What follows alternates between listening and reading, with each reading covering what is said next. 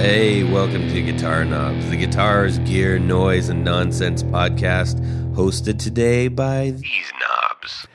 Tony Dudzik, Pick Guardian. Hey, everybody, it's me, Todd Novak. Welcome to the Guitar Knobs podcast. It's me and Tony in the studio today. We've had a run of in-studio duo. stuff. That's right, exactly. We're like a pair of underoos, and I'm the top. Ooh. Okay, anyway. Everybody's like, what the hell are underoos? Go Google it. You'll figure it out. Google. We happen to have a very special guest today. We're very excited to hear his backstory and talk about the pedal that's sitting in front of us. Guest, who are you?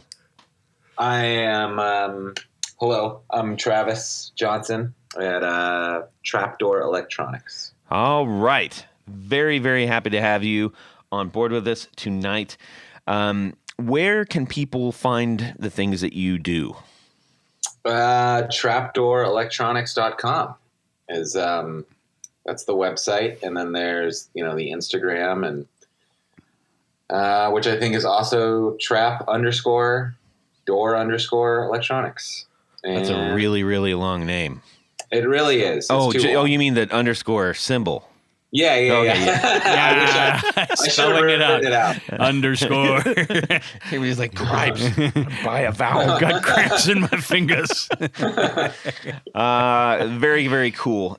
I need to, Tony, if in the event that we have some new people that have just been joining us. Well, we do. Or have never heard us and are curious bystanders, listen up. Yeah. What do we do on the show, Tony? We like to talk about gear, specifically boutique gear, and that's things like amps and guitars and pedals and accessories, all the good stuff. Yes. Sometimes we talk to movers and shakers. Lots of movers and shakers, players, and whatnot. Authors. Indeed. And repairers. Yes.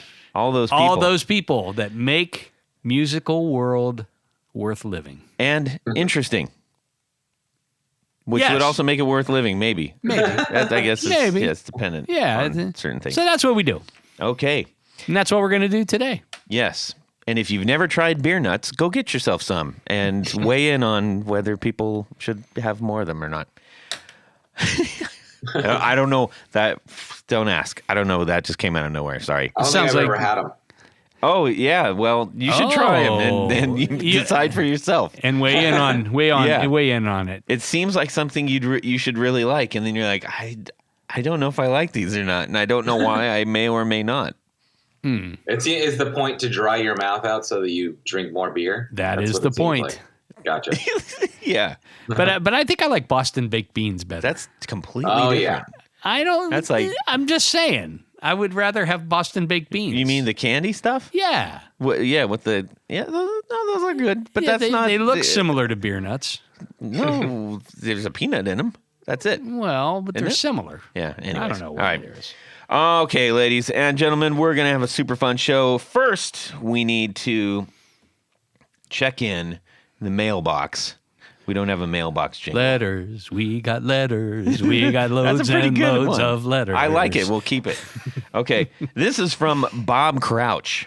So if you remember a little bit ago, I do. Okay, there was a interesting discussion with Bruce Bacon. Bruce Bacon. About chestnut wood. Yes. Yeah. Well, that was me. I brought that up because it was an Italian manufacturer that used old wine barrels. Yes. And in Italy, Anyways, they're made of chestnut. There's a different thing. So he says chestnut, being a massive hoarder of guitar body wood blanks, I have a really nice chestnut body blank in my stash of wood that I bought recently. It doesn't feel necessarily super heavy, but I think it's all relative. Yeah. I almost want Tony to vote on what shape I turn it into since he brought it up on the episode. Ooh. Depends on how big the blank is. Yeah. You could go for like a Chestnut Explorer or something. Well, that's going to be probably way too big. Or do the Gibson paddle. There you go. The Gibson paddle. Yeah, the one that looks like a paddle. I can't remember the name of it. Don't scorn me for that. The guy, the guitar player from PIL played it. He's like the Travis Bean. No, it's not the Gibson paddle. Sorry, the Travis Bean with the paddle yeah. body. Oh yeah, no, I wouldn't. That's kind of. Why waste the wood? I applauded him for playing that. That was really cool. Anyways, Let me give that some thought. I will okay. get back to him. okay. I have a feeling Bruce Bacon and I would get along really well. Any person who name drops the guitar player from King's X is okay in my book. He mentioned not being on social. If you're comfortable doing so, pass on my number, blank, blank, blank, blank, blank, blank, blank, blank, blank, blank, and tell him it'd be fun to hang out and talk gear poobah to poobah anytime. I'm just a few miles north. Is his number 867-5309? Yes, I'm pretty sure it is. Anyways, so the first part I was like, hey, that's cool. Chestnut and body, and he's going to talk Donnie. But that whole second part, I don't know if I should still be amazed. I feel like it's always good to be amazed, but I'm always amazed when there is some kind of connection that happens as a result of our shenanigans here. We get so many, notes and messages and stuff of people connecting with other people. We had the pints and pedals thing recently. Oh yeah, that was really nice. And all kinds of other stuff. And it's just really cool. I'm so glad you did that, Bob. And I hope you guys become the bestest of friends. I hope you become your own pair of underoos. Yes. All right. Let's find out what's going on in our music worlds this week with the lovely, the semi-talented, the that's insulting to semi-talented the people. Unilingual Tanya Belansky. I speak at least 1.5 languages. Okay. So this week I did. It was interesting, and one of the fun things about the business that I'm in is people contact me with things that I don't even know exist. And a gentleman said, "Hey, do you have a template for the new Squier Jazzmaster 12?" And I'm thinking, I didn't know such a thing existed. So I did a little research online and things like that. And sure enough, Squier came out, I think it's their Paranormal series, with a 12-string Jazzmaster. Whoa. And street price is like $450, which is, I mean, I won't. Are you going to go buy one? Well, here's what I'm thinking. I'm going to hold off, and when they start popping into the used market for $100 or $200 less than that, I'm going to buy one. But it's really cool. What if they have one on DHgate? Well, they probably won't. They probably won't. But anyhow, so I checked into it a little bit, and it's really, it looks to be a solid build. It's got the Fender Electric 12 hockey stick headstock. That's gross. It's the best. It's not the best. It's the best. No, it looks. You know what? It reminds me every time I see that is the popsicle that's it's a Gumby. No, the popsicle in Clockwork Orange that Alex comes up and lists as their little record shop. Yes. I'm listening to the Heaven 17. Yes. Licky poo. Yeah. So it's gross. Not the I mean the headstock, not the other stuff. Yeah. Well, anyhow. So new out the door 450. I think it comes in white and Lake Placid blue, and it's slightly different than a Fender 12 because it's got Jazzmaster pickups in it, and but all in all, it's a pretty solid deal, I think. And if somebody like me, or if somebody buys one and says, I'd really like to put Electric 12 pickups in it. Curtis Novak makes a really great set of Electric 12 replicas. They're so good, in fact, that even the custom shop uses his pickups in those. And then that led me, I started doing, what other inexpensive 12 strings are out there, Electric 12s? Because I think in my lifetime, I've owned probably 10 or 12 electric 12-string guitars, and I probably still own, 3 or 4 of them. But Guild, I think last year came out with a Starfire 12. that was really inexpensive. And for those who don't know, I'd be into that. well, it's a double cutaway.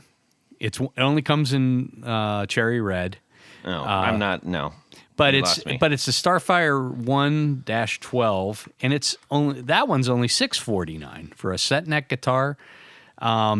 Really cool guitar. So I mean, I think there's some really nice options, inexpensive options for people that want to maybe dip their toe into the electric 12-string world.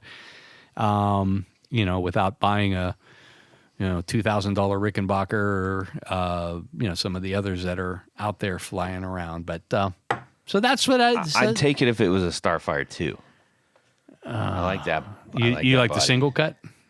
Well, I like that it's not, it's sort of like the Goober Fingers, like a 335. The Goober Fingers? Yeah. I don't know. I like the sharp cut horn. Oh, okay. Yeah, oh, that's right. cool. You do like that. Yeah, a Starfire in all black, a Starfire 2 in all black. Yeah, I'll take that. Yeah. Okay. That's my music world this week. Fantastical. Travis, what about you? Which thing exactly?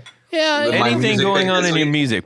Pick a thing. Pick a thing. And remember, we're going to dig way deep into everything you're doing. So it's just Oh, I learned this song, or I went to see this band, or I just recently, let's see.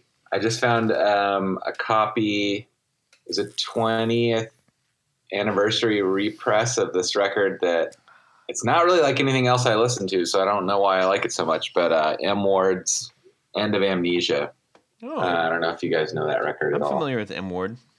And yeah, I've been like listening to that late at night and reading. And What are you reading right now? I'm currently reading 2 books, each more enthralling than the last. Catcher in the Rye, Catcher in the Rye, and Clockwork Orange. and A Clockwork Orange. Yeah. Weirdly, both by J.D. Salinger. I don't know how. I should read that book. I've never one? read Which one? Clockwork Orange. Clockwork Orange it's is hard it's to good. read. It's a hard read. It's It's got I'm a reading- dictionary in the back. Yeah. Yeah. Well, I've seen the movie like 20 times. My first band name was named after Was it like Clockwork Orange. Devotchka or something? It was called Morocco Plus. Oh, there you go. Yeah. Yeah. Anyways, go ahead, please. Reading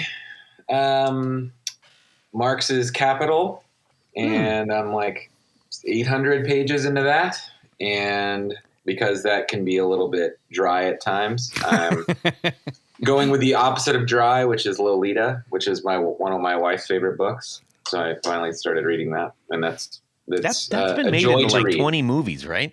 What's that? That book. Yeah, there's 2 movies. One is Stanley Kubrick, and then one is another. It's like Jeremy Irons or something. in the It wasn't 90s. American Beauty kind of loosely based on that Loosely idea? based on it. Yeah, there's a dynamic like that in there, Yeah. but it's not as like Lolita is like a psychological study of. It's gross. Yeah. And you're really like inside this guy's head the entire time. Yeah. And it's really insanely well written, and I don't know, there's nothing quite like it, I guess, that I read. Now, you just said something really interesting, which is it's really gross. Now, Yeah. I don't understand. So my wife, when like she'll watch, I'm like, what are you watching or what are you reading? And it's always like some horrible thing that happened to somebody or some horrible circumstance. I'm like, how do you commit so This is much you brain talking cells to about- that? This is you talking about what she's reading. Yes. Yeah. So how Yeah, do you stay in something that is obviously disturbing? Yeah. I don't know. It's funny you mentioned Clockwork Orange, because when I was Also disturbing. Yeah. But in a different way. Yeah. well, when I was like 15 or something, I was like, I like stumbled across that movie. Like I was like, I turned on the TV and it was like the very beginning of the movie. And I was like, oh, what's this? And then like, it's like these like big colorful title cards. And then it cuts to Alex's eye. And I remember just being like super disturbed and being like, oh, I can't turn away from whatever I'm about to That watch. must have been a short film on TV. It was like on HBO or something. Oh, okay. Like, yeah, why did they even bother 26-minute editing? 15 minutes later, it's done. Yes. Yeah, I don't know. It's always been a thing, like to kind of, if something's like, oh yeah, it'll make you feel weird, like somebody says that about a movie or a book or something, I'm like, cool, sign me up. Yeah. But well, it must be good. I mean, they keep perpetuating, that kind of stuff. Yeah. So that's cool. Yeah, it's got to be good at the same time. It can't just be like weird or gross for weird or gross's sake. But, yeah. Well, all right. And congratulations on your marriage. Thank you. You too. Yeah, thank you. Todd, what about you? What's going on in your musical world this week? Well, my music world was interrupted because this week I attended my dad's memorial. I lost my dad last week, and it was on June 10th, but it was obviously a very difficult thing to go through. But it's life, and that's what happens. And we had actually before the show started, we had a great talk with Travis and also Tony, who we're kind of, it's what happens. We're of a certain age. Well, you're of a certain age. Yes, I'm an orphan now. Yeah, that's weird. Anyways, so for all that have lost someone near and dear to them, we tip our hats to them. And if you haven't lost them yet, hang on to them, hug them, and love them hard. That's what you got to do. Time. So anyways, I'm jumping back. This is my first day kind of back into it. I actually got home last night, and I went and just kind of looked at all my guitar gear, and I said, man, I can't yet. I didn't have the stuff for it. Well, you've been through a lot in the last week or two. Yeah. So yeah. It's super disorienting. It really, really is. Yeah. More so than you think. And then you start trying to figure out, like, wait, why am I feeling, not like, I feel terrible because I lost my, it's like weird, different things that you're going through. It's a change. It is a change at any rate. But looking forward to this weekend, Tony. Yes. Sunday. It's the All Ohio Guitar Show. That's right. Yes. So that's going to be super fun. I'm assuming you're going. Yeah. Yes, I'll be there as well. Tables. So yeah, if you need to, I may throw a few things on your table. yeah, it's fine. Yeah, it should be fun. Yeah, I'll charge you $80. That's okay. That's not okay. So anyways, I'm going to be back into it. But, actually, you know what? I do have a little thing in my music world. So we are getting a pretty fair amount of radio play right now on our latest release. And I'm really, really excited about that. I saw that. Yeah, I saw you that post you put up. That's cool. And we've been tracking, like, where's it being played and how many times it's being played and who's playing it and all that stuff. And that's really cool. So we gave an exclusive release to CD 92.9 here in Columbus. We've got AKA CD 101. Yeah. And AKA CD 102.5. Oh, yeah, 102.5. Anyways, they're really great down there, and they do such a great job supporting local artists. They really do. Yep. And actually, Tom, shout out to you. Tom Butler is become a friend, and he's going through a similar thing that we just kind of talked about. So, anyhow, all good people out there and all good music out there. That's right. So let's figure out what if I was. Oh, wait, I got another thing. What? This actually plays into it. Tony, no, you know what? Here's the thing. Tour Gear Designs patch cables came in so handy because before I left, Yes.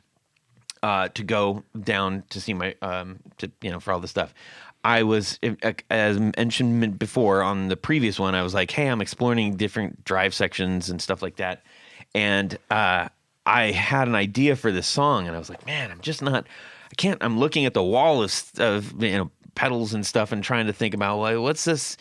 What do I need? And I caught a glint of gold. And I said, Oh yeah.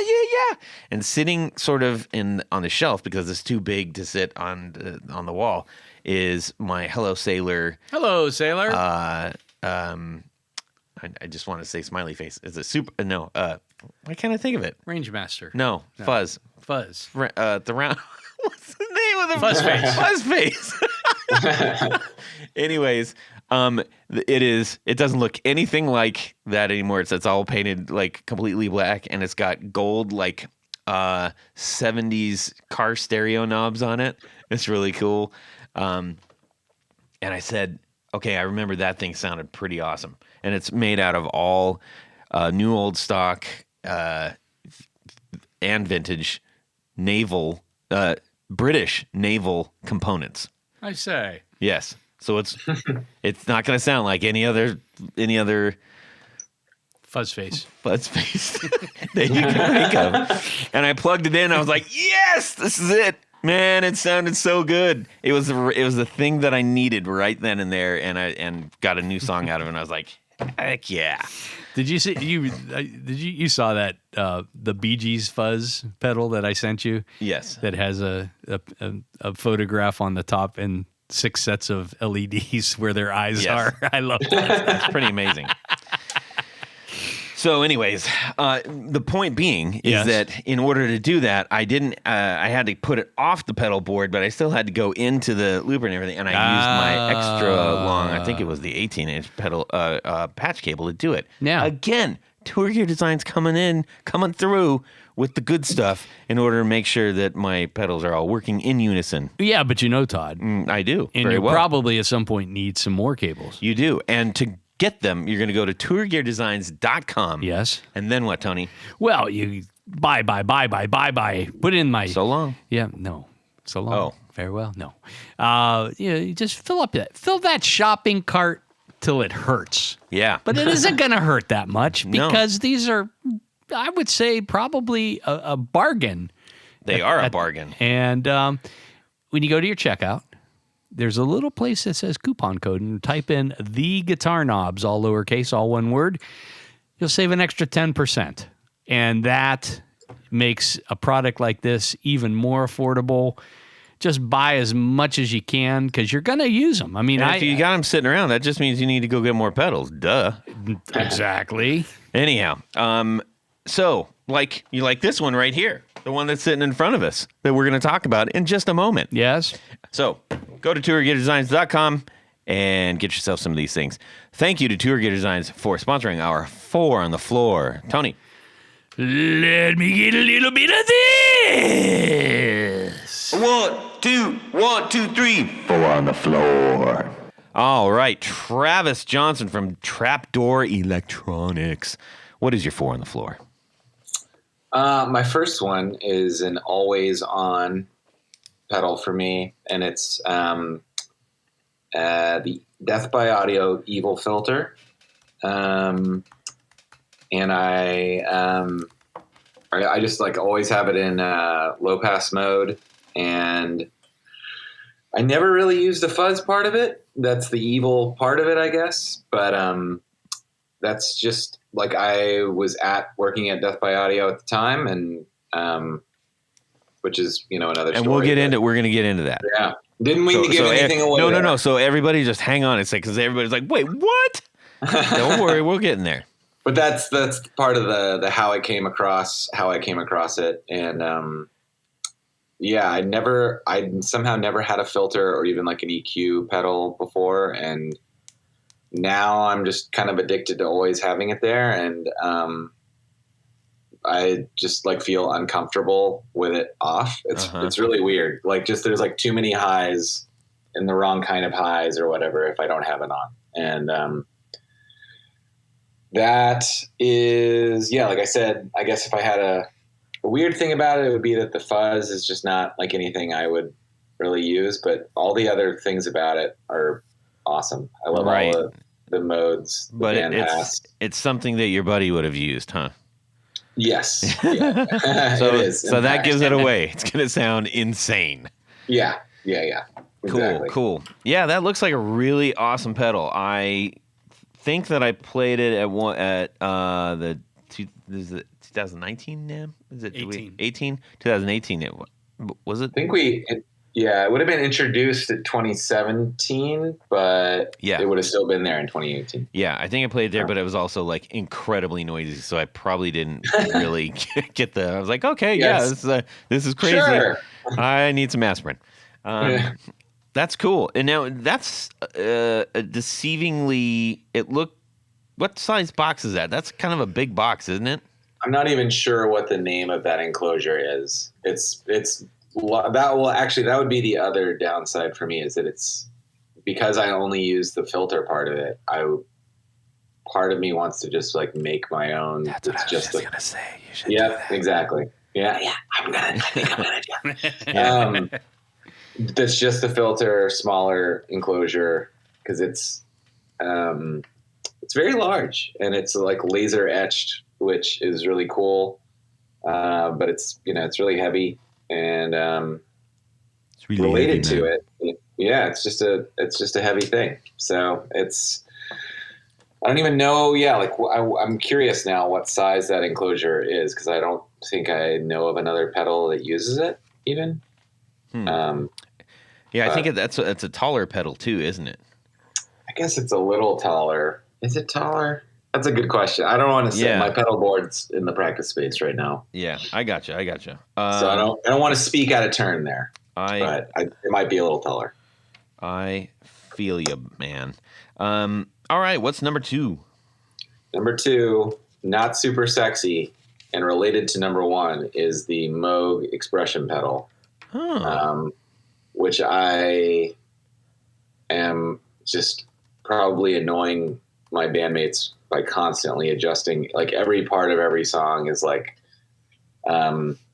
it's tied into the evil filter, and I'm just constantly like, nope, I don't want that many highs on this part. No, I want this part to be like super crystally and bright. And so it enables me to make every part of the song, even live, kind of more dialed in the way I would want to do it on a record. That's actually really a cool idea.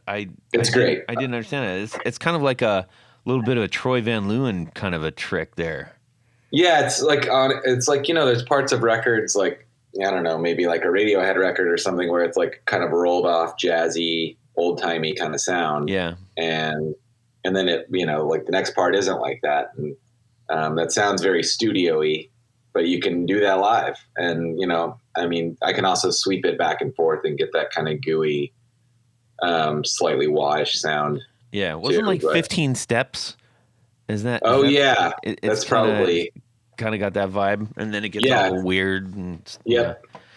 Yeah, exactly. So that's number 2. It's like interesting because as soon as you said that, and I think that with Troy Van Leeuwen on that one, not because of their previous stuff, but I've just been listening to their latest release, and it's like there's a lot of like rolled off guitar stuff. Like the whole thing is oddly rolled off and interesting. Yeah, on the newest, it's very different on the newest one. Yeah, interesting. I haven't listened to it yet. Anyways, okay. So number 3. Number 3 is going to have to be. I think it's going to be the Eventide pitch factor. I don't use it as much now as I used to, but when I first got it, it was like such a just like idea factory. So I think it's got it. I can't take it off my pedal board at this point. Like it takes up also a lot of space, but it's not going anywhere. Yeah. That does an awful lot of stuff. It does too much stuff to take off. Yeah. Yeah. That looks like a headache in a box. I'm sure it sounds really great, but because it's like, so it's a harmonize. It's kind of like, isn't this like the precursor to the H90? Yeah, H9 and exactly. H90. Yeah. It's probably like slightly inferior in a lot of ways, and it definitely takes up, I think, more space. Yeah. But it's the one I got used to and have, and do you use a lot of the settings? Because this has got diatonic, quadravox, Har modulator, micro pitch, H910, H949, Pitchflex, Octaver, Crystals, Harpeggiator, and Synthonizer. Yeah, all of the names have to be as stupid as possible for all of the settings. And what's cool is they give you those settings, and then on top of that, there's 2, 4, 6, 8, 10, 11. There's 11 knobs and 3 foot switches. So, if you got what can go wrong? A summer, you can. I mean, like I kind of got it at the time to replace. I used to have very obnoxiously 2 Boss PS3s set to different harmonies, and because I had one, and then I would in the middle of sets have to like tune one to a different like harmony or whatever, which was really annoying, and my bandmates hated it. So I was like, well, I'll get another one, and then I just realized like, your bandmates really hate you. They don't like me. I can't keep them for one. Yeah. But they just don't like me with pedals. That's all it is. Yeah. But they would be like, "Come on, Travis, you can't be doing that in the middle of a set." So like, I got a second one, and then I got the pitch factor, which you can just store the harmonies in there, and as like banks, and then there's some other settings on there where you can like kind of make the pedal sound like an organ, or the guitar sound like an organ, or a little bit like a theremin, or stuff like that. And you can also make it sound like the most obnoxious like circus music ever if you're not careful. But I try not to do that. Yeah. That just gave me an idea. It would be really cool if somebody came out with a pedal that was like the H9 or something like that, like an organ organ pedal, but they named it the like either the Portland or the Washington. Because it's an organ. Yeah. Organ. It's stupid. Don't. Why do I do this to myself? Okay, well, last one. Last one. I'm gonna go back to the my old haunt and go with the Death by Audio rooms, because I swear I'm not shilling for anybody here. It was also another thing where like I'd never had a reverb pedal on my board my whole life. I had delays, but and the rooms is just like also the big box. That is a tall box for sure. It's not as big square footage wise as the Evil Filter, but it's taller, and it's just got enough sounds on it. Like, in any given practice, I'm not like trying out all these sounds, but like I dialed in my sounds, and it's got enough, but not too much. Yeah, and it just kind of like, now it's like cool. It's got a blend knob. It's got 2 blend knobs. It's got 2 blend knobs. You're cool. You blend in your clean and your wet.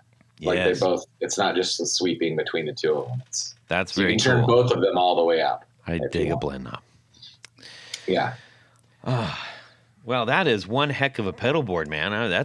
I'm curious to hear what your music sounds like now. Super stupid, really. Is it out on Spotify? Can people listen to it? Yeah, this band called Activity is the band. Is it like a goofy spelling or something? No, it's not. I kind of wanted it to be just so it would be more Googleable. My bandmate fought me and was correct to fight me on it. I was maybe like, what if we change this C to a K? And he was like, nope, we're not doing that. So it's just plain old Activity. It's go play with your harmonizer, you boob. Yeah, exactly.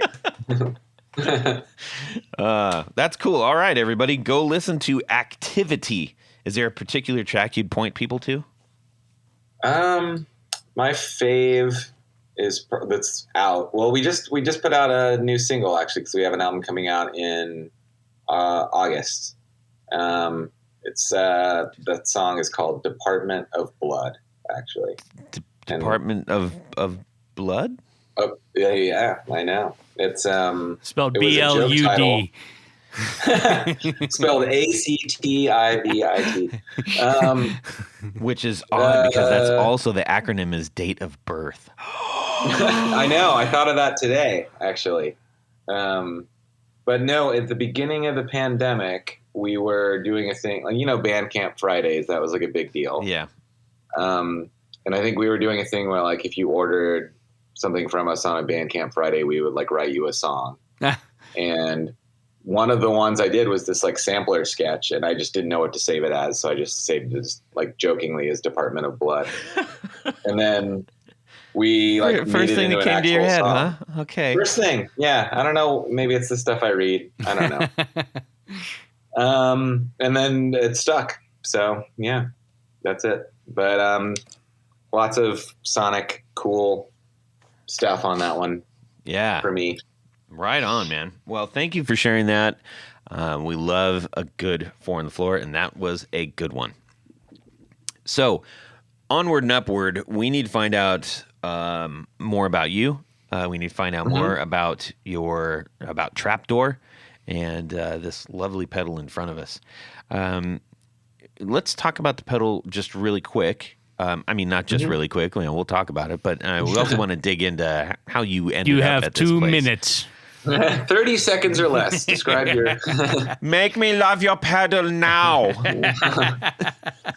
Worked in pedals for a long time at Death by Audio. And that was kind of stumbled across it in the form of hanging out in the old place where the pedal company used to be, which was also a music venue. And I think at some point just was like, do you ever need any help? And they did. But should I go more into that now, or do you want me to save that? Or yeah, let's start there. Let's start there. Let's just start wherever we're at. We're at the beginning. That's a very good place to start. Cool. Yeah, so at some point I started working there kind of like as they needed me. And I mean, it was just me and Oliver and this one other guy. And it was like that for years. And eventually just like became like what I did. So there's a chance that you may have personally spray painted my Fuzz War. Yeah, there's a very good chance. That's cool. And it's probable that depending on when you got it, that my initials are on the inside. I will check for that. Not that that's that cool of a thing, but no, that is. I dig that. I love that stuff. Well, I was on tour in the fall with this band, and they had an Echo Dream that needed repair, and when we opened it up so that I could fix it, my initials were in there. So that was nice. Fun. It was at least funny, not ha funny. It's ironic, don't you think? But not ha funny. Yeah, I like that. And yeah, so in like 2018, I was kind of like, I think I just wanted to move on, but I didn't really know what I wanted to do. And last year at some point, somebody tagged me, this guy named Eldlin, who's like a pedal aficionado on Instagram, like tagged me for this pedal that I had done at Death by Audio. It was the only pedal that I ever like did entirely kind of my own thing. But it was a limited edition pedal called Exit Index. It kind of just gave me this idea of like, what if I put those like, I think then I like was like, oh, are people still buying these things like used? And I looked them up on Reverb, and there were a couple on there going for like a lot of money. So I was like, well, that sucks. I don't want somebody to have to pay that much money for it. And like set about like seeing how easy it would be to put out a version of it with some of the problems that I had never liked about the original fixed. So that's kind of the story of how I started doing my own thing. So what's different between the one that you've put out and the original? The biggest thing is that the original is not, unlike every other Death by Audio pedal, and probably drove Oliver nuts, is not very loud. In fact, it like depending on what you're putting into it, it might even like cut some of your signal a little bit. And so the first thing I did was like, I recreated the circuit and then was like, all right, now I want to make it louder. And just got out some JFETs and misbiased the hell out of them. And weirdly, that produced, instead of normally that produces like this like dying, sagging, splatty sound. It weirdly produced like the cleanest gain I'd ever come across in a design of my own. And so that's the first change. And through that, you also get like a really, you can blend out the effect entirely and just use it as a really awesome gain, drive, boost pedal. And then the other things are, I made the expression in very interactive, whereas on the old one, it had like never really done what I wanted it to. It just didn't have as much play. It just wasn't that playable. If you plugged an expression pedal in, it was like kind of on or off still. It wasn't sweepy and gooey and cool like I wanted it to be. And now it is. Now it's like, you can really make somebody, like if somebody doesn't know you're playing with an expression pedal, you could be like, how is the guitar doing that? So what does the expression pedal affect? It sweeps the shape knob, which is the one that kind of affects like how, kind of, I guess like how nasty or how violent the tremolo sound is. And so you can kind of make it, go from mellow to like really thumpy and harsh. Yeah, like total square wave, right? Yeah, and just really, really deep and just nasty sounding. And if you have the rate all the way up, then it's like basically like oscillating a tone. And I made it so that you could like, have it within like parameters that you control instead of like, there's different ways you can do expression stuff, but I wanted it to be like still pretty dial-inable. So now it works exactly like I wanted it to. Oh, cool. So for me, yeah. I just sent you something, Travis. Oh. That is not me. Let's see who that is. That looks like, and who is that? Oh, this is right around the time that I left. Like this is like 2 months before I left. And which doesn't mean that I wouldn't have signed anything, but by the time I did leave, I wasn't really building that many pedals anymore at Death by Audio. And that was kind of a bummer. Just cashing checks, just swimming in money. I had built myself a room that I just filled with all these checks. And sometimes I'd cash them, sometimes I wouldn't. I just go in there and sit with the money. Really nice, Scrooge McDuck. Someone would be like, Travis, why aren't you doing anything? You say, cash me outside. How about that? Exactly. No, it was like too much. Like it was more and more like the company was getting bigger, and part of what I liked doing was literally like just the hands-on stuff. And I wanted to, if I was going to do it, I wanted to go back to doing that. So, and I think that might be Oliver's signature. I can't tell. Yeah, probably. I don't know. It could be. So the pedal that you guys were just discussing, I think you've done a pretty cool job of expressing what this sounds like on your Instagram. I ran across it and I was like, oh, what's this? Which I love when that happens. And I was like, dude, this sounds cool. And I really dig the vibe that you have for your actual Instagram page. Oh, cool. Yeah. I'm curious, what is that vibe? Because I'm just kind of like, I don't know what I'm doing. I'm just going to post the thing. It's like, how do I want to say? It's like... has a certain je ne sais quoi. Yeah, it's like Metro Psych. Cool. Is that fair? Sure. Yeah, I'll take it. I just made up a new genre. I just made it up like that. Bang, everybody. If Stanley Kubrick had a Instagram site, it would be like this. Yes. That's all I want. Really. but I really liked the duplicative things that were happening with it, like with just the stuff that was kind of happening on top of each other there. Yeah, exactly. I want to, it's a really like interactive pedal. It's the kind of pedal a friend I just gave. I don't know if you guys know that this band Proto Martyr. Proto Martyr. Yeah, they sound from the name like they would be like a Finnish metal band or something, but they're not. It's like post-punky stuff. It's real good.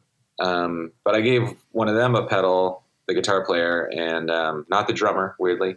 I gave the guitar player a pedal, and he was saying like it's the kind of pedal that I feel like is, I maybe shouldn't tell anybody this, but he was just like, it's the kind of thing you write a song around because it makes you play differently when you play it, instead of like, a delay where you already have a riff or a reverb or something. It just kind of makes an existing riff more what you have in your head. This is kind of like, to me, it like gives me ideas for how to play, and that's kind of how I wanted it to be.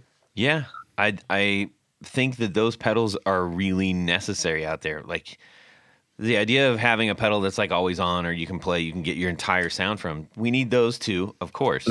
For sure. But just like I was talking about with Hello Sailor's pedal, I was like, man, I just need a thing to do something that is a little bit more this than anything that, and I don't even know what the this is. Exactly. And then you plug it in and you're like, oh, that's the this. Totally. Yeah. Yeah. And for some people, I'm sure some people have bought this. I feel bad, but probably some people have bought this thinking like this will be that pedal. And then they're like, this is not that pedal for me. But for some people it will be, and that's kind of like, when I got a sampler, and because of the workflow of that specific sampler, it makes me come up with certain kinds of ideas. Yeah. I was kind of thinking something like that. It's like, it's got idiosyncrasies to it that are unique to it, but you'll play into that if it's for you. Yeah, it's a super fun pedal, and I think that there's obviously you can get really crazy with the Cheese Whiz, or you can spend the time and really, and that's kind of what I did. I said, okay, clearly I can get some insane sounds here, not ridiculous where you're like, this is totally unusable. But I actually spent time trying to go like, okay, what can I do, just little tiny changes in finding where on the map I was like, ooh, this I can, because I'm the only guitar player in my band. Right. So I don't have the guy that just sits there and does the crazy business, like Johnny Greenwood or something like that. Yeah, it falls to you to do all of it. Yeah, so I got to carry it. So anything that I do that has more of an effect than the normal than the rest of the song is carrying has to really work. That doesn't mean that I don't have fun playing other, just all kinds of stuff at home. But when I'm actually creating music, I'm like, where can I find this to work in something, or can I, or do I just say that's going to make a sound, but not right now, Right. Yeah, exactly. Totally.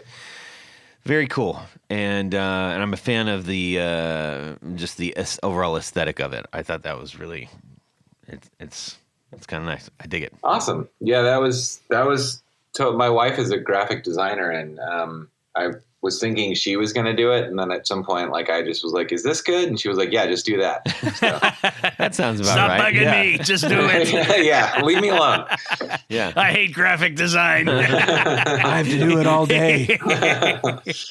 So we opened up the back of yours, and it is indeed initialed by a certain TJ. I'm assuming that's you. Yes. That is me. Yeah. And with the engraving "Melt the Guns." Oh yeah. On the bottom. So Tell me about you got that. one of those. So Yeah. that's I was saying, I can't remember if it was before we started the podcast or after, but I was saying that there had been like some crazy stuff going on in the last month or so. And one of those things was, hope this isn't too heavy or dark, but or political, but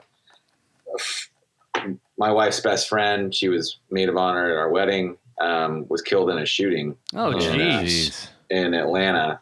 And it was insane. And I kind of came back from the funeral, and I didn't really know. I was like, I don't know what this is, like such an insane problem that we're dealing with, and specifically in our country. And I was like, the very least, the absolute least I can do is quote an XTC song.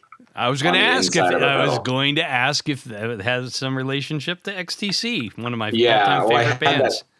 Oh, awesome. Yeah. Well, I had that song stuck in my head the whole weekend I was down there, probably that whole couple of weeks. And so I was just like I said, I was like, this is literally the least I can do, is if somebody out there opens this up and they can,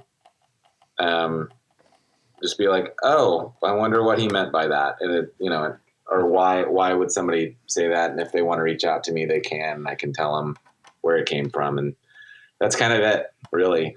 Cool. That answers both. I'm sad that you had to do it because of that reason. But I'm glad that we have that. I think that's a touching little memoir in there, man. That's well, it's not really a memoir. You know what I mean? XTC is a band that, boy, do we need them right now. Truly. They're so be awesome. Far ahead of their time. Yeah. Crazy. Unfortunately. So. Yeah. Yeah. My favorite song by them is Complicated Game. That's a good one. That's a really good one. That's a good one. Oh, man. Please, ladies and gentlemen, if you're like, what's this XTC stuff? Please, just give yourself like 4 minutes, 3 minutes or whatever. Block everything else out and listen to the song Complicated Game. Yeah. Oh my Classic gosh. album too. Oh my gosh. All right. So pedal check. Now, is that the only pedal that you have in your lineup right now, or are you working on others? What do you have? I am working on others. I was actually doing it today. Right now the Exit Index is the only one. I'm hoping the next one will be out end of the year sometime. And it'll always be, I think, kind of as I can make them kind of thing. I never want to do a infinite expansion kind of thing at all. Oh, okay. Not that would, like, there's the market for it anyway, but you know what I mean? I like the idea of being like, well, I don't have any more. So right now the website says sold out, instead of having like 30 back orders to fill, and then having to hire people. And right. I want to keep it small and fun. Cool. Now, you were talking about working at Death by Audio before, and now you branched off and did your own thing. When you when you were trying to get into them, like, did you already have an electronics background or a music background, or how did that happen? Music, none electronics. So it was like I said, there was a venue, that was named Death by Audio. It was named after the pedal company that was in the same building. It was a DIY kind of warehousey venue, and I was. That's shocking. Yeah. Who would have guessed? And I want to say I was there because for playing a show or something like that, and just met everybody that was living in like the loft space in the back. And so when I went on tour with like some of the people and that lived there, and when they needed help, I remember just being like, okay, so where's the thing that like makes it louder? You know, I'm not realizing that like making it louder is like a series of components. There's not like a box that you just like attach. You know, it's like, This is the loud box. This over here is the distortion thing. And so I knew literally nothing. Didn't know how switches worked. But I was like drawn to it immediately, and it wasn't just like a passive, like, well, this is a thing to pass the time or make a little bit of money or whatever. It was like, I wanted to know how it worked. Yeah. Yeah. You got bit. I got bit. Yeah. So they hired you on, And were you instrumental in developing any of the pedals, or? I would, except for that Exit Index pedal, I would not want to say I was instrumental in any development, except for, it was almost all, almost always like a design would start with Oliver, and we would kind of weigh in as it was getting developed, or we'd play on things and be like, here's where I think a guitar player that's not one of us might think, why does it not do this? Or it needs to do this more, or something like that. But most of the time, except for when I was working on my own designs, which only came to the one pedal ever, I was just building and learning. But I got to give all the credit to Oliver on all the pedals there, for sure. Well, you getting familiar with building obviously got you to your own step. Mm-hmm. Yeah. I mean, it was awesome when I bought all the stuff to start making these, how quickly it just came back to me after a couple of years of just being able to do it with my eyes closed, and which I don't do, by the way. And they're made with eyes open, I promise. Who are some of them? You got this pedal that you designed. Some people make them out of necessity, and some people make them out of influence. Were there musical influences that drove you to the kind of music and pedals that you are making? Yeah, I mean, as a kid, hearing some of these are probably really kind of obvious, but like hearing Sonic Youth, hearing Pavement, hearing Radiohead, especially with Radiohead, it was like that weird mixture of like, I don't know what's making that sound, that I was really drawn to. And as far as any pedal that I would ever put out, I would probably want, unless it's just a totally like utilitarian pedal, like a boost or a distortion or something. I wanted to get at that, like, I can't tell what that is sound. I guess it can get really expressive when it gets into that realm. So the kind of music that you're making has less clear lines. Yeah, exactly. That's a big thing for me when I'm making music, and that's one of the things that I loved so much about this pedal was that it just allows everything to get a little bit stranger and like in between. That'd be a good name for a pedal, by the way. Just saying. To go ahead and Stranger. Take that one. Sure. Cool, man. So you're going to, within your relatively newly found company, right? You've been operating for how long? I guess the pedal came out in late April. So I started working on it. Man, I pounced right on that, didn't I? Holy mackerel. You were in on the beginning. That's cool. I love that. For sure. I love that. Yeah. The magic of Instagram. Yes, it is. Every once in a while it pays off because I spend enough time on there that it's really stupid. And I don't do it just to melt my brain. Like I'm constantly trying to find new and interesting things, and I actually have found quite a few, and I'm really happy about that. That's how he found me, including yourself. Oh, really? You guys met on there? No. I'm a new and interesting thing. Yeah. Check me out. Yeah. Tony was actually running out of the Krispy Kreme store with a face full of donuts that he thought he stole, but didn't know that they gave them to him for free, right off the hot belt. Yeah. Damn. Now I know better. You never catch me! And I got a bad knee, too. So, let's see. talking about your pedals, as I just was before I so rudely interrupted myself. You are going to. Do you want to stay in the sort of like noise alteration realm? Are you going to do any like heavy drive stuff? I think the next pedal actually might be like a pretty acoustic simulator. Yeah, acoustic, like, take your noisy guitar and make it sound nice. I think the next one is going to be like a pretty generally useful for many people boost, distortion, fuzz, like gain staging. Cool. You can decide. But then after that, I don't know. Like I'd like to get into just like strange stuff that just really kind of doesn't sound like much else. Yeah.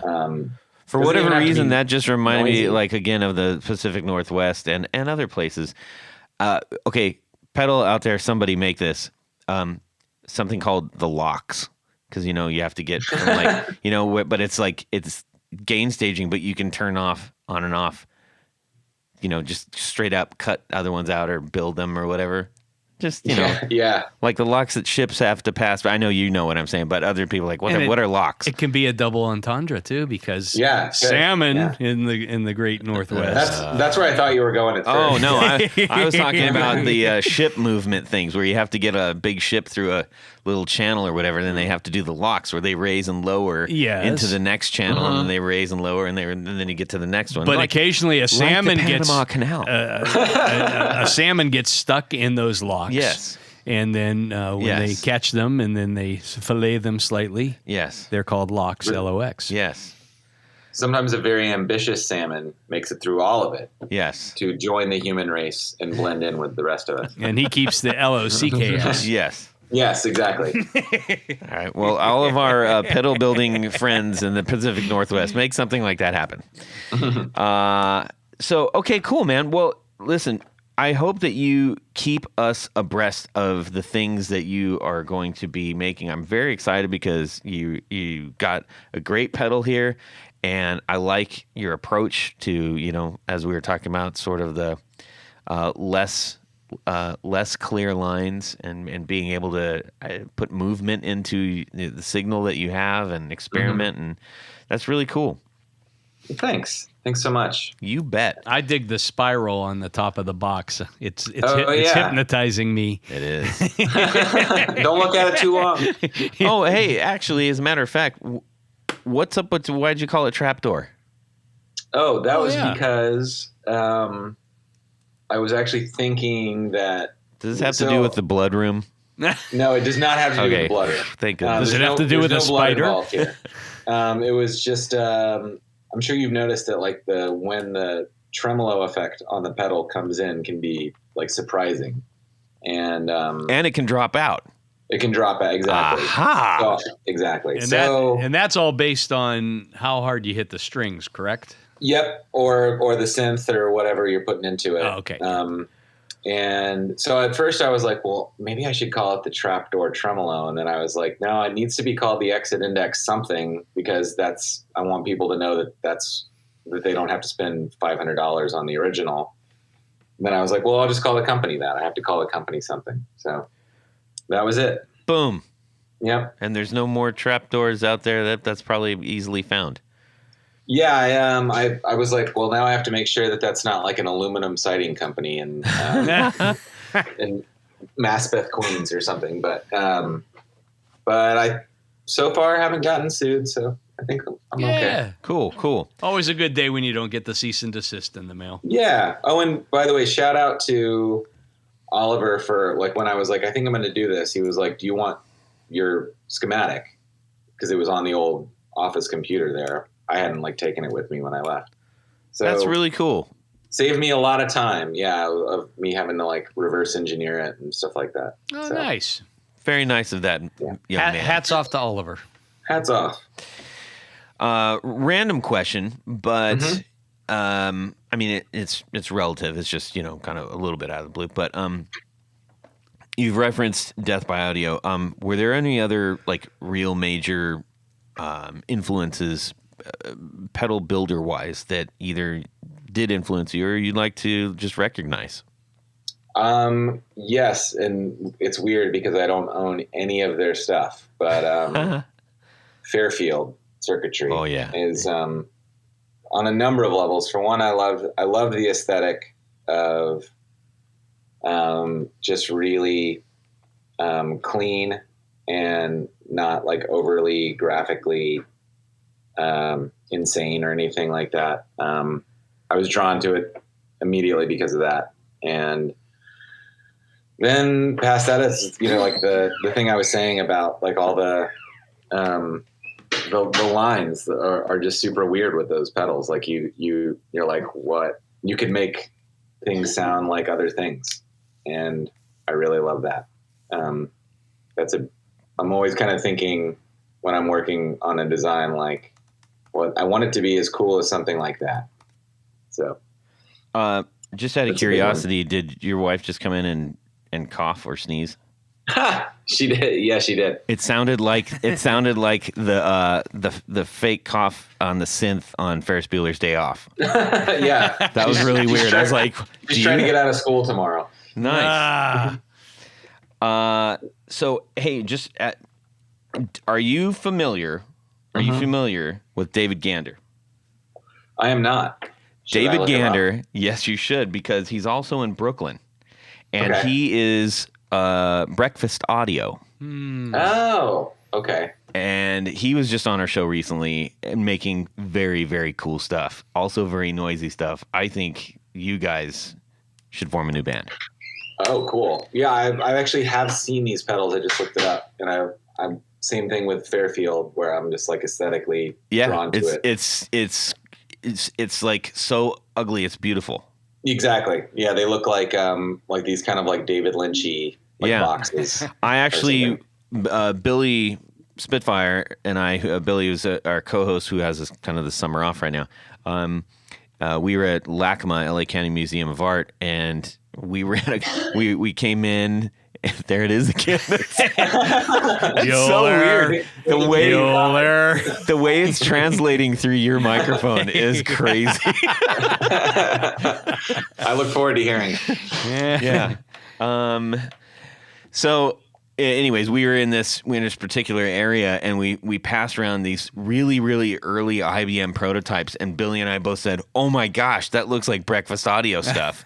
And we took a bunch of pictures and sent it to him, and he's like, "This is actually like one of my." I think he was saying that this was the guy who designed that stuff. He was familiar with and really liked his work.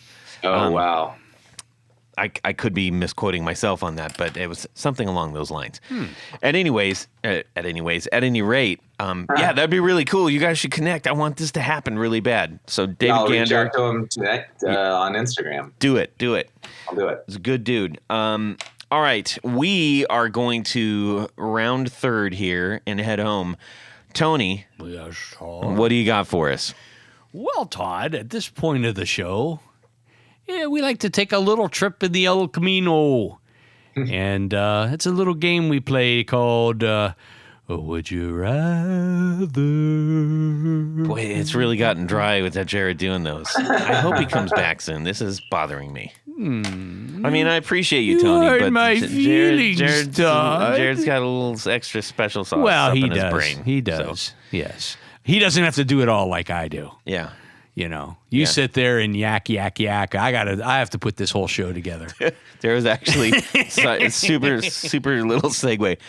So Jared doesn't know this, but Tony and I exchange things on Instagram where we see baby Jared. And I found a new baby Jared that I don't know if I sent, but I meant to send. And it's this little kid, and he's got bubbles, and he goes, he takes the thing, he goes, dip, dip, dip, dip, dip. He actually says that. And he looks like Jared. Dip, dip, dip, dip, dip. And then he puts it in his mouth. And then we could that would be something grown-up Jared would do. Spitting it out is hilarious. I'm like, oh my gosh. I've seen him do it. All right, we miss you, Jared. Go ahead. So this week's Would You Rather, we're getting out of the El Camino now. Yes. Yes, this is a maybe a learning lesson too, but it's a fun game. Okay. And so you show up to your gig, you got your full rig, all your guitars, everything, and the mainstay of your sound is fuzz. And you got your favorite fuzz pedal with you, and you go, let me just make sure everything works. And lo and behold, you step on the fuzz pedal, and it does nothing. It's dead. DOA. Okay. Power's gone. Somebody probably plugged it into an AC outlet straight up, and it's dead. It's fried. Terrible. So luckily, the club owner says, well, I don't have any pedals laying around, but in the back room, take a look back there and see what you can find. Maybe you find something. So you find on the shelf is an old, dusty reel-to-reel. Whoa. Okay.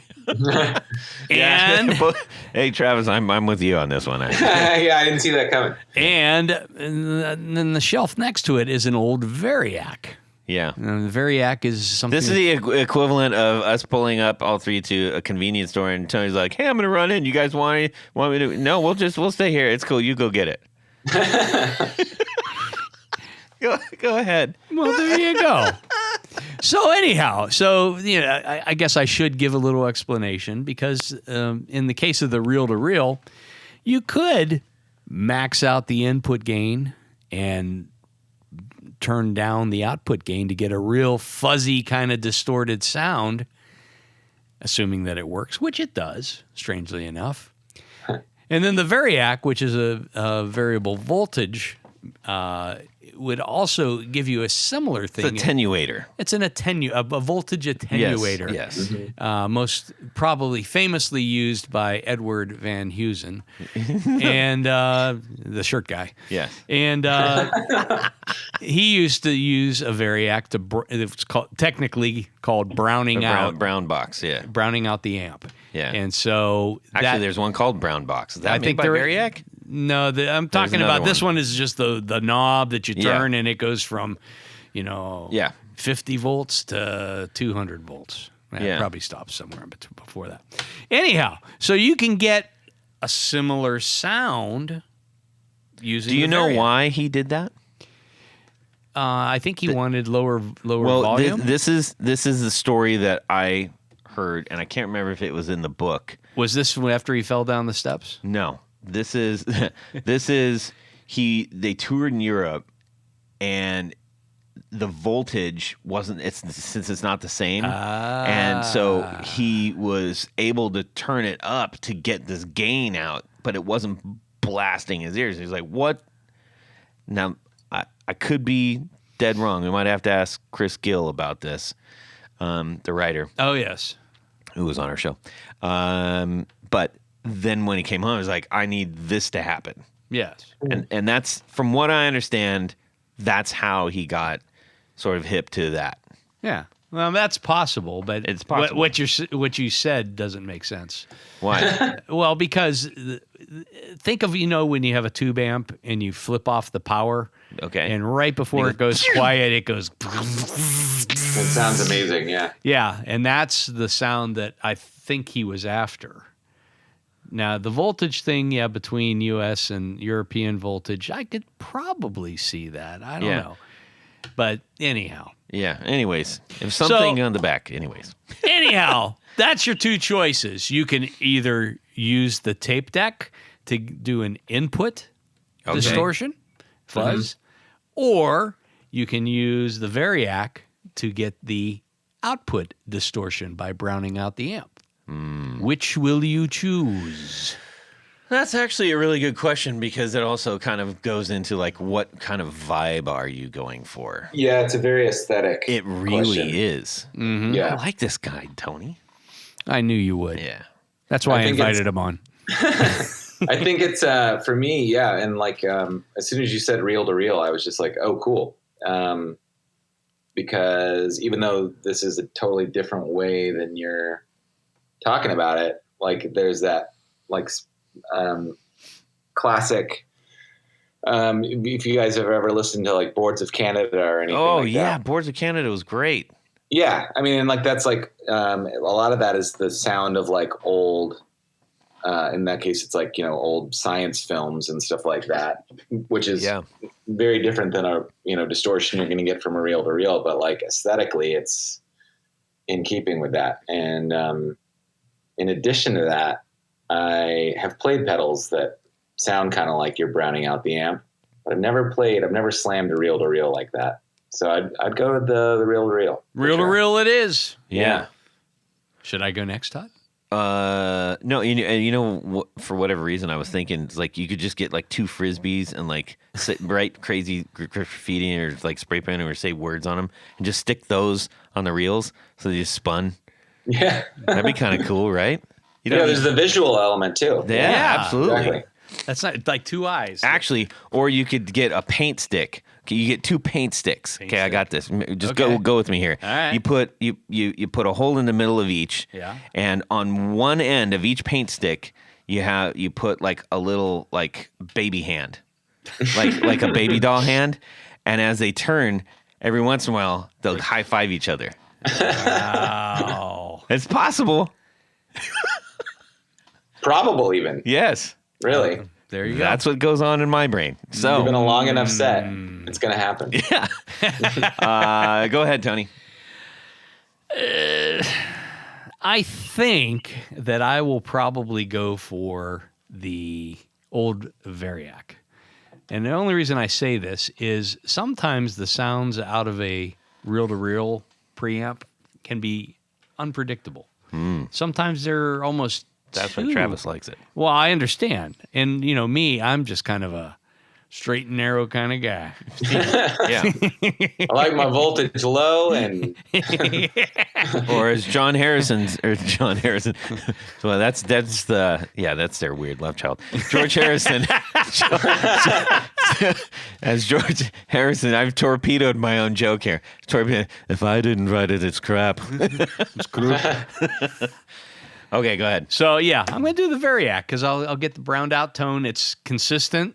It's going to sound pretty much the same way once, you get to the voltage that you like. So, no, I'm serious. I'm just thinking of John Harrison. John Harrison and Paul Ringo. Yeah. Paul Ringo. Okay, go ahead. That's a mess. So yes, that's my choice. Variac. Okay. Todd? I'm going reel to reel because I think that is a really cool aesthetic too. I like the idea. You of just that. like the idea of the baby hands. He didn't even play guitar. He just watched the hands. Yeah. Distracted by his own distortion device. I could see like if you did have some discs on there or something and you did like the swirly thing on it, I could see like the spiral thing. Like the spiral thing, yeah. I could see like Danny Warhol's or Brian Stonestown or like the Black Angels or something running one of those on somebody's amp. That would be kind of cool. Yeah, I think that would be cool. Kind of psych. Yeah. I mean, I think visually right there, it's just like if I saw a band wheel a reel to reel out on stage, it's kind of hard to say. But and then I was just like, oh, he's just playing through that, or she's just playing through that the whole time. Like, I think that was amazing. Exactly. You would never really know. That's the other thing. Oh, this is amazing. Now reel to reels have gone up 300%. I can't touch one for under $10,000. Tweety had to play one. Yeah, right. Well, that was a good one, Tony. Well, thank you. I tried. I always try to tie it into the guest. Sometimes you come through. Oh, sometimes. All right. We need to say thank you to a handful of people. That's right, Todd, because at this point of the show, there's a special group of people we love to thank. These are our executive producers. Now, what's an executive producer? Hey, that's what makes this show possible. It's a sponsor, a patron. How do you become one? Head over to patreon.com/The Guitar Knobs. Check out a couple different levels in which you can participate. Become a patron, a sponsor of this show. Mm-hmm. Each level comes with some very nice thank you gifts, I might add. But as an executive producer, and surprise giveaways and stuff. Surprise! We didn't even know we were giving it away. But anyhow, there's one thing more that you get. You get to have your name read on the thing. That's right, your name read on the thing. Thank you, Jared Impersonator number 5. So special thanks to these executive producers. Moon Guitars, Veteran Pedals, John Helverson, Rick Calhoun, Trevor Gunberg, Elad Mizrahi, Mac D, Richard Kendall, Mark Garton, James White, Justin Jones, Anthony Gemalero, Bill Gola Guitars, John Esterle, Anthony Lathrop, Stefan Lamb, Michael Senchuk, Ken Sayers, Doug Christ, Darren Gregory, Tom Brazen, Rusty Sneeden, Ralph Gottschalk, Don Kloss, Gregory Randall, Brett Hogarth, Eric Hemmer, Stuart George, Michael Furman, James Bell, James Romer, Cameron Pappas, David Tyndall. And I'm told we have not one, but two new executive producers. So I was shocked and amazed. And pleased. So welcome aboard to Trevor Ellenberg and Christopher Logan. Yes. You are in very good company, my friends. Indeed. Thank you guys so much. We're going to hear more about those guys coming up. They're not a pair of people. They are two individuals that probably don't know each other. But it would be weird if they did. They might get to know each other. I hope so. But Todd, there's another special group of executive producers. There are. We call them our Grand Poobahs. Now, the Grand Poobah gets a special fez in addition to all the great stuff. A special fez to wear upon their heads. This is true. Whilst listening to the podcast. So special thanks to these Grand Poobahs. Tommy Manasco, Ricardo Igareda, David Kaminga, Brandon Wound Pickups, Hicks Matos, Michio Murakishi, Bob Crouch, Jack Cadian, Sam Jett, Tyler Rhines, LSJ Music Company, John Williams, James Pennington, Adam Johnson, Steve Keys, Cody Foster, Science of Sound, Brian Robinson, Jonathan Jerusik, Corey Nigro, Michael Van Zant, Tim Nowak, Jonathan Daly, Martin Cliff, Sean S. David Poe, Billy Spitfire Unlimited, Congregation Gear Demos, Paul Von Eppinger, Scott Sullivan, Great Lake Guitar Pickups, Great Lakes. There's more than one lake that's great. Yes. And they make guitar pickups. And Matt Hart. Matt Hart, yes. Still getting questions about his hair. Poet Emeritus. Yes. Thank you, one and all, for helping to support our show, to support the all the things that we do here. It is truly, truly needed and appreciated. Let's see here. Travis Johnson, where can people go to buy the pedals that you make with your own bare teeth? Wow. I didn't know that. I was going to try and make the sound of me talking with if I only had like nubs for teeth. But I didn't know if that would come across. Adults with baby-shaped teeth are really weird. Yeah. Trapdoorelectronics.com. On the World Wide Web. All right. Go get yourself one of these pedals. Get a piece of history, baby. All right. Tony. Head over to pickguardian.com. You can check out some of the things that I have available for sale there, but by and large, what I do is custom work. So shoot me an email, let me know what you need, what you're trying to do, and I will make it happen. If you have a guitar, which you probably do if you're listening to the show, I would think, and you have a pickguard on it, it's probably, well, it could be better. It's inferior. It could just be better. It could look better. My pickguards will make you play faster, sound better, and be very cool. Yeah. Exactly. All the stuff. All right. You can shoot me an email, Todd@theguitarknobs.com. You can also DM me on Instagram @guitarknobs. We would love to hear what's going on in your guitar world. We would love for you to send us some Would You Rathers so we can read it on the air. Yes. And love for you to continue supporting our show in whatever way that is. Even if it's just like telling somebody else. If every one of you listen, tell one person, just tell one guitar player about our show.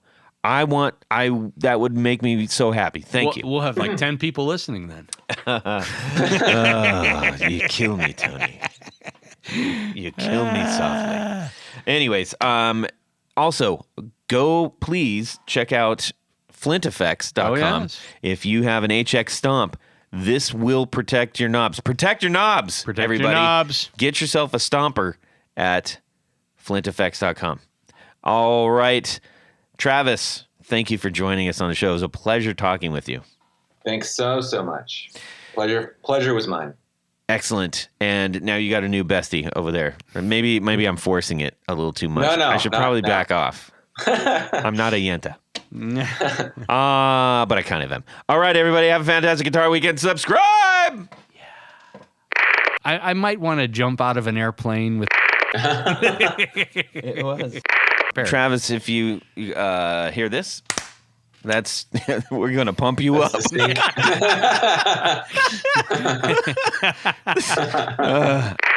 Not because I didn't like it, but because I just had somewhere else I had to go. Yeah, that's true. That's a good reason to leave. No, one of my Upside of this is you don't hit a tree. If things work out in your favor, you don't win lots of money. You just don't die. It's like Harry Carey always said, trees win. Trees win. But we also I'm have, telling you, Todd, I won't stand for it. I want consistency. Yes. Well, you're not going to get it.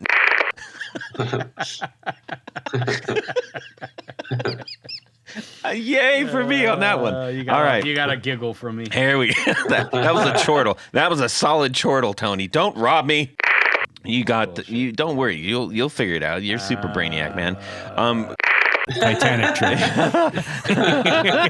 Yeah. So I'm just gonna have to wing it. you're gonna wing it. You always wing it. All right. All right. No, I usually Turn it off. Yeah, what the hell? And away we go. Well, that's it for these knobs. Please visit our Patreon page at patreon.com/theguitarknobs. Visit our website at theguitarknobs.com for all of our past episodes, 4 on the Floor blog, and other good stuff. You can connect with us on social too at our Facebook page and share your gear and stories on our Facebook group. Also, be sure to check out our Instagram at Guitar Knobs. Catch you next time.